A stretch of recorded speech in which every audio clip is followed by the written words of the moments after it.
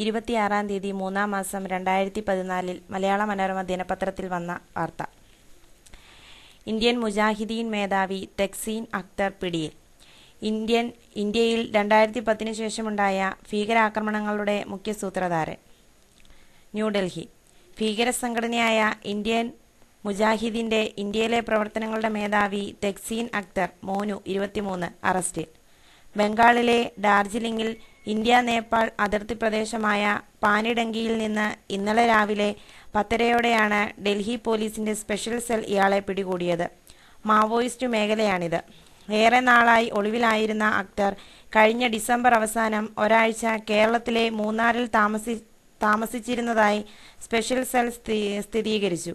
മുംബൈ, ഹൈദരാബാദ് സ്ഫോടന പരമ്പര ഉൾപ്പെടെ 2010 ശേഷം രാജ്യത്തുണ്ടായ ഭീകരാക്രമണങ്ങളുടെ മുഖ്യ സൂത്രധാരനാണ് ബീഹാർ ദർഭംഗ സ്വദേശിയായ അക്തർ. പട്നയിൽ കഴിഞ്ഞ വർഷം BJP പ്രധാനമന്ത്രി സ്ഥാനാർത്ഥി നരേന്ദ്രമോദി പങ്കെടുത്ത റാലിയിലുണ്ടായ സ്ഫോടനം ആസൂത്രണം ചെയ്തത് ഇയാളാണ്. താലിബാന്റെ പാകിസ്ഥാൻ ഘടകവുമായി അക്തറിന് ബന്ധമുണ്ടെന്ന സൂചനയും പോലീസിന് ലഭിച്ചിട്ടുണ്ട്. നിരോധിത സംഘടനയായ സിമിയും ഇന്ത്യൻ മുജാഹിദീനും തമ്മിലുള്ള ബന്ധത്തിലെ കണ്ണിയാണ് അക്തർ. കഴിഞ്ഞ ദിവസം രാജസ്ഥാനിലെ അജ്മീറിൽ നിന്ന് അറസ്റ്റിലായ ഇന്ത്യൻ മുജാഹിദീൻ ഭീകരനും പാക് സ്വദേശിയുമായ സിയാ ഉർ റഹ്മാന് വഖാസ് ഒപ്പമാണ് ഇയാൾ മൂന്നാറിൽ വാടക വീട്ടിൽ ഒളിവിൽ കഴിഞ്ഞത്. സെപ്റ്റംബറിൽ മൂന്നാറിലെത്തിയ വഖാസ് 4 മാസത്തോളം അവിടെ താമസിച്ചിരുന്നു.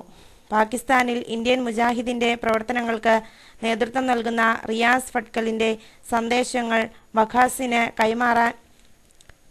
കൈമാറാനായിരുന്നു മൂന്നാറിലെ കൂടിക്കാഴ്ച. വഖാസിനെ ചോദ്യം ചെയ്തതിൽ നിന്നാണ് അക്തറിന്റെ നീക്കങ്ങൾ അന്വേഷണ സംഘത്തിനു ലഭിച്ചത്. നേപ്പാൾ അതിർത്തിയിൽ ഒളിവിൽ കഴിഞ്ഞിരുന്ന ഇയാൾ ഇന്ത്യയിൽ ഇടയ്ക്കിടെ സന്ദർശനം നടത്തിയിരുന്നു. ഇന്നലെ ഇന്ത്യയിലേക്ക് കടക്കാൻ ശ്രമിക്കുന്നതിനിടെയാണ് പിടിയിലായത്. ഇയാളെ ഇന്നലെ രാത്രി ഡൽഹിയിലെത്തിച്ചു. ഇന്ത്യയുടെ അയൽ രാജ്യങ്ങളിലൊന്നിൽ സുരക്ഷിത താവളം ഒരുക്കാമെന്ന് റിയാസ് ഫട്കൽ ഇയാൾക്ക് വാഗ്ദാനം നൽകിയിരുന്നു. കഴിഞ്ഞ ഓഗസ്റ്റിൽ നേപ്പാൾ അതിർത്തിയിൽ കൊടും ഭീകരൻ യാസിൻ ഫട്കൽ അറസ്റ്റിലായതോടെയാണ് പാകിസ്ഥാനിൽ നിന്നുള്ള നിർദ്ദേശത്തിന്റെ അടിസ്ഥാനത്തിൽ അക്തർ സംഘടനയുടെ ഇന്ത്യൻ മേധാവിത്വം ഏറ്റെടുത്തത്. രാജ്യത്തെ വിവിധ സംസ്ഥാനങ്ങളിൽ ഇന്ത്യൻ മുജാഹിദീൻ ഘടകം രൂപീകരിക്കുകയായിരുന്നു ഇയാളുടെ മുഖ്യ ദൗത്യം. പൊതുതെരഞ്ഞെടുപ്പ് വേളയിൽ സ്ഫോടനങ്ങൾ നടത്തുന്നതിന് അജ്മീറിലെത്താൻ വഖാസിനോട് ആവശ്യപ്പെട്ടത് അക്തറാണ്. 2011 നവംബറിൽ ബീഹാറിൽ ഇന്ത്യൻ മുജാഹിദീൻ ഭീകരർ പിടിയിലായപ്പോൾ തലനാരിഴയ്ക്കാണ് അക്തർ രക്ഷപ്പെട്ടത്. ജാർഖണ്ഡിൽ പ്രവർത്തിക്കുന്ന സിമി ഘടകമായ ബ്ലാക്ക് ബ്യൂട്ടിയിൽ സജീവമായ അക്തർ രാജസ്ഥാനിലെ ഗോപാൽഗഡിൽ ഈയിടെയുണ്ടായ വർഗീയ കലാപം ആളിക്കത്തിക്കാൻ വഴികൾ കണ്ടെത്തണമെന്ന് പാക് നേതൃത്വത്തോട് ആവശ്യപ്പെട്ടിരുന്നു. ബോംബ് നിർമ്മാണത്തിലെ വൈദഗ്ധ്യം, നവീന സാങ്കേതിക വിദ്യയിലുള്ള അറിവ് എന്നിവയാണ് അക്തറിന് ഭീകര സംഘടനയുടെ തലപ്പത്തേക്കുള്ള വഴി തെളിച്ചത്. 2011 ജൂലൈയിൽ മുംബൈയിലെ ദാദർ സ്റ്റേഷൻ മേൽപ്പാലത്തിലും 2013 ഫെബ്രുവരിയിൽ ഹൈദരാബാദിലെ ദിൽസുഖ്നഗറിലും ബോംബ് സ്ഥാപിച്ചത് അക്തറാണെന്ന് പോലീസ് വ്യക്തമാക്കി. 3 തീവ്രവാദികൾ കൂടി പിടിയിൽ. ജോധ്പൂർ, രാജസ്ഥാൻ. ഇന്ത്യൻ മുജാഹിദീൻ അംഗങ്ങളായ 3 പേരെ ജോധ്പൂർ പോലീസ് അറസ്റ്റ് ചെയ്തു.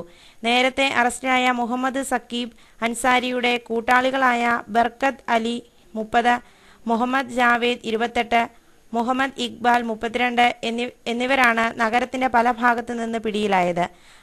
അലി സ്ഫോടക വസ്തുക്കൾ എത്തിച്ചു കൊടുക്കുകയും മറ്റുള്ളവർ സ്ഫോടനത്തിന് സൗകര്യമൊരുക്കി കൊടുക്കുകയും ചെയ്തതായാണ് റിപ്പോർട്ട്.